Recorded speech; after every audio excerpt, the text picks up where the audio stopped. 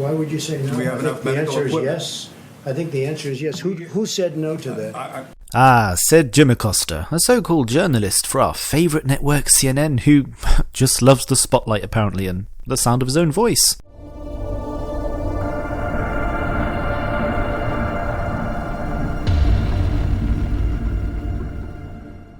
Now, those who are big fans of CNN obviously know who Acosta is. I mean, who wouldn't? I mean, we all love CNN. It's a source of reliable news, especially in the Trump era. And Acosta is no stranger to feisty exchanges with the president during White House briefings. Just a few days ago, Acosta referred to the daily coronavirus press briefings as happy talk. From a lot of people who see these briefings as sort of happy talk briefings. And No happy talk today? You and some of the officials paint a rosy picture of what is happening around the country. If you look at some of these questions, do we have enough masks? No. Do we have enough tests? No. Do we have enough PPE? No. Why would you say no? Do we have enough medical The answer equipment? is yes. I think the answer is yes. Who said no to that?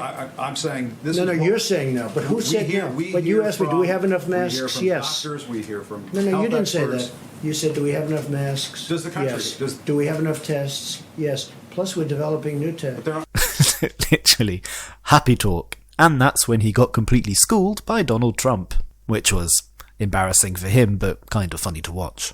Obviously, being a man of the people, Acosta told Donald Trump that there aren't enough face masks or ventilators, but when asked by Trump who was giving him this information and what his sources were, he just refused to answer and went on to say that these briefings were happy talk, to which Donald Trump responded, "This is not happy talk. Maybe it's happy talk for you, but it's not happy talk for me. We're talking about death. We're talking about the greatest economy in the world. One day I have to close it off, and we did the right thing because maybe it would have been 2 million people dying instead of whatever that final number will be. There's nothing happy about it, Jim.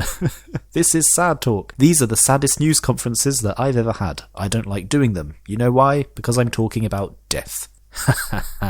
Now remember, this is Acosta whose press pass was revoked by the White House in November 2018 after he tried to push away the hand of an intern who was attempting to take the microphone from him. CNN even sued, and the White House eventually restored Acosta's press pass because, you know, freedom of press, and unfortunately even CNN has to attend these press briefings. This is the same Acosta who released a book called Enemy of the People, which is a fitting phrase that Trump has used to describe certain media outlets.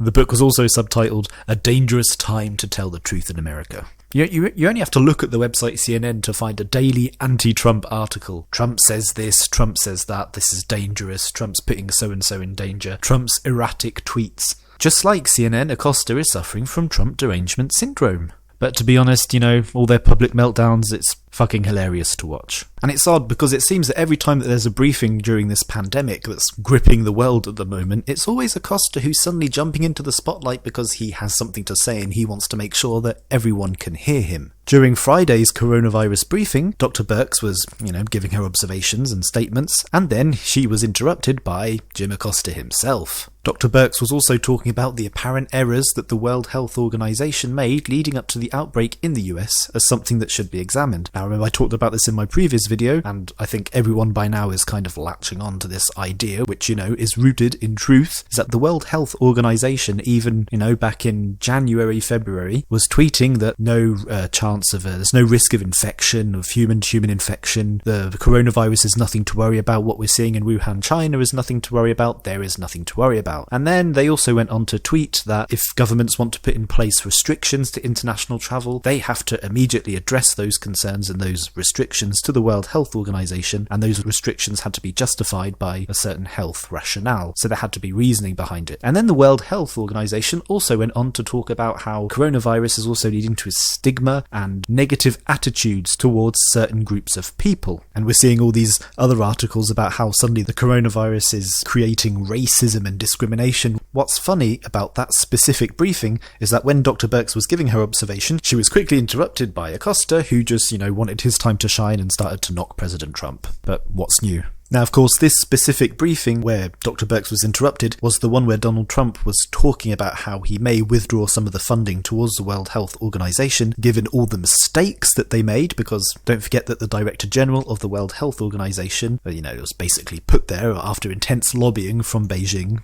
No surprise. And that's when Jim Acosta tweeted, "Trump slams the World Health Organization for calling it wrong. But it was Trump who was calling it wrong for weeks on the coronavirus. The World Health Organization called the outbreak a pandemic on March 11th. Trump cited the World Health Organization in an address to nation on the same day." And even when he was on air, he's quoted as saying, "Yes, they have their flaws, they've been criticised for that, but said they've been calling it wrong throughout this crisis." And that's what he told CNN anchor Wolf Blitzer. But it's worth noting that on March 11th, when the president gave the Oval Office address to the nation, he cited the World Health Organization because on that very same day, the WHO declared that the coronavirus outbreak had become a pandemic. And this is the sad thing. Following the remarks made by Dr. Birx and Donald Trump himself, we all know that after this is all over, the World Health Organization is going to have to justify how they acted in the earlier stages during January and February when the coronavirus was starting to emerge. Everyone's going to turn on China. We're going to need answers. But, even if Donald Trump and Dr. Birx have a point, CNN and Jim Acosta and all the other fake news journalists are never going to care because they're basically a propaganda outlet. I mean, people talk about Trump derangement syndrome, but all you have to do is look at Acosta's Twitter feed to see the constant posting, Donald Trump this, Donald Trump that. I mean, I get that you're the White House reporter for CNN, but he is openly biased. I mean, he retweets all the time reporters from Vox who are known to bash Donald Trump on a daily basis. And what irks me is that people are still surprised by this attitude and still calling him out for it. I'm just glad that Donald Trump had the chance to properly school him in front of a room of journalists. It was the best thing that I've seen today. And it's also worth noting that it's even on record that even the president of the White House Correspondents Association thinks that Jim Acosta is a bit much, which is probably not the same words that I would have used, but there you go. And this comes from ABC News' Jonathan Karl, who was slightly annoyed by Jim Acosta's constant theatrics, and he wrote in his new book, Front Row at the Trump Show, that the CNN White House correspondent's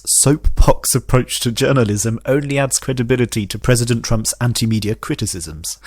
He also said that Acosta frequently behaves like an opinion journalist, and that plays right into the explicit Trump strategy of portraying the press as the opposition party. But I mean, in any case, there is a lot of truth in that anyway. So something else that Karl said, which is really telling, is that Acosta was portraying himself as some kind of righteous advocate for the press, and that the CNN reporter mostly comes across as just rudely interrupting a colleague. This is the same Jim Acosta who said that President Trump is not grasping the reality that he has been wrong and that scientists have been right. And he even said that while Trump blames the Obama administration for not having a stockpile of medical equipment, he has had 3 years to restock. And therein lies the problem yet again. For the past 3 months, the world has been lied to by the World Health Organization, who has covered up China's lies and has helped China manipulate and destroy data, which, to be honest, didn't really help the public response to the pandemic, really, did it? But no one tell that to Jim Acosta or he'll start reading poetry again during a press briefing.